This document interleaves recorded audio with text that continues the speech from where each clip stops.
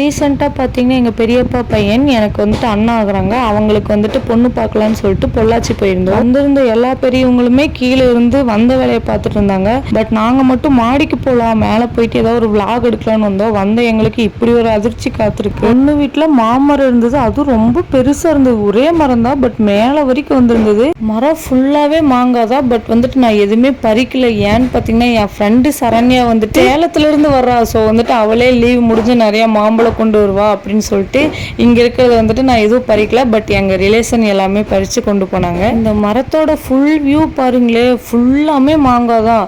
இங்கே இருக்கிற மாங்காய் வந்துட்டு கீழே வரும்போது எங்களுக்கு தெரியல, எதர்ச்சியாக மேலே வந்து தான் நாங்கள் பார்த்து சாக்காயிட்டோம். இந்த மரத்தோட கிளையே பார்த்தீங்கன்னா மேலே மாடியில் வந்து விழுந்திருக்கு. நம்ம எட்டி மாங்காய் பறிக்கணும்னு இல்லை, இப்படி நின்ன இடத்துலேருந்தே மாங்காய் பறிச்சுக்கலாம். பார்க்கவே ரொம்ப சூப்பராக இருக்குல்ல. யார் வீட்டிலலாம் இந்த மாதிரி மாங்காய் மரம் இருக்குன்னு கீழே கமெண்ட் பண்ணுங்க. இதெல்லாம் என் ஃப்ரெண்டு சரண்யா கொண்டு வந்த மாங்காய். ஓகே.